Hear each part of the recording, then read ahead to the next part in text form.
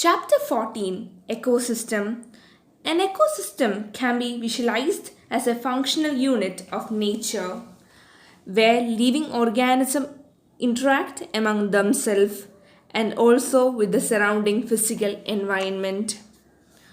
Ecosystem varies greatly in size from a small pond to a large forest or a sea. Many ecologists regard the entire biosphere as a global ecosystem, as a composite of all local ecosystem on earth. Since this ecosystem is too much big and complex to be divided at one time, it is convenient to divide it into two basic categories, namely the terrestrial and the aquatic. Forest, grassland, desert are some examples of terrestrial ecosystem. Pond, wetland, river are some examples of aquatic ecosystem. Crop fields and an aquarium may be considered as a man-made ecosystem. We will first look at the structure of an ecosystem in order to appreciate the input, means the productivity, the transfer of energy, and the output will output. We will also look at the relationship between the cycles, chains, and webs, and they are created as a result of these energy flow within the system and their interrelationship. 14.1 The ecosystem, the structure and function.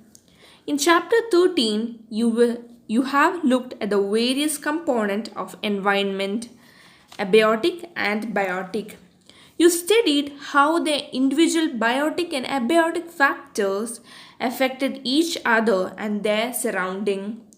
Let us look at these components in a more integrated manner and see how the flow of energy takes place within these components of the ecosystem.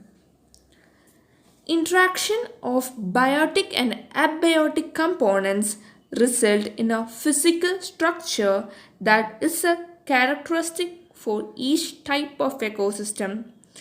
Identification and enumeration of plant and animal species of an ecosystem gives the species composition. Vertical distribution of different species occupying different levels is called stratification. For example, tree occupy top vertical strata or layer of forest, and the second and shrubs the second, and herbs and grasses occupy the bottom layer. The components of the ecosystem are seen to function as a unit when you consider the following aspect. 1. The productivity. 2. The decomposition. 3rd one, energy flow. And the 4th one, nutrient cycle. To understand about the aquatic ecosystem, let us take a small pond as an example. This is fairly a self-sustainable unit and rather simple ecosystem. Then, a pond is a shallow water body in which all the above mentioned 4 components of an ecosystem are well exhibited. The abiotic component is the water with all dissolved inorganic and organic substances and the rich soil deposit at the bottom of the pond. The solar input, the cycle of temperature, the day length, and other climatic conditions regulate the rate of function of the entire pond. The autotrophic components include the phytoplankton, some algae, and the floating, submerged, and marginal plant found at the edges. The consumers are represented by the zooplankton, and the free swimming and bottom dwelling forms. The decomposers are the fungi, bacteria, flagellates, especially abundant in the bottom of the pond. This system performs all the functions of the ecosystem and the biosphere as a whole.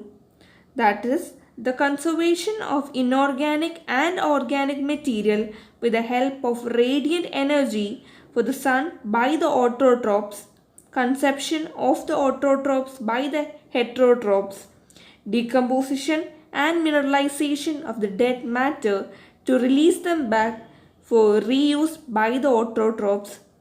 These events can repeated over and over again. This is unidirectional movement of energy towards a higher tropic level and its dissipation and loss as heat to the environment. Productivity. A constant input of solar energy is the basic requirement of an ecosystem to function and sustain.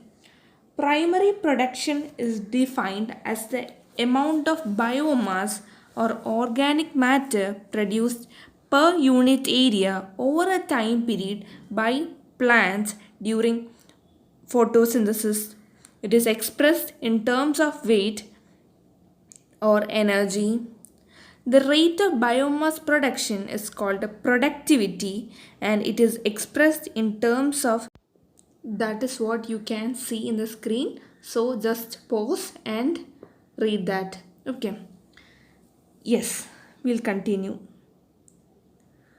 It can so to compare the productivity of different ecosystem, it can be divided into gross primary productivity and net primary productivity. So the rate of biomass production is called productivity and it can be divided into two, the gross primary productivity and net primary productivity. A considered amount of GPP, that is the gross primary productivity, is utilized by plants in respiration. Gross primary productivity minus respiration loss is the net primary productivity, NPP. The NPP is available biomass for the consumption to heterotrophs, herbivorous and decomposers. The secondary productivity is defined as the rate of formation of new organic matter by consumers. Primary productivity depends on the plant species inhabiting a particular area. It also depends on a variety of environmental factors, availability of nutrients, and photosynthetic capacity of plants. Therefore, it varies in different types of ecosystem. The annual net primary productivity of the whole biosphere is approximately 170 billion tons of organic matter. Of those, despite occupying about 70% of the surface, the productivity of ocean are only 55 billion tons. The rest, of course, is on land. And now we are going to read decomposition. You may have heard of the earthworm being referred to the farmer's friend. This is so because they help in breakdown of organic complex matter as well as in loosening the soil. Similarly, decomposers break down complex organic matter into inorganic substances like carbon dioxide, water, nutrients, and the process is called decomposition.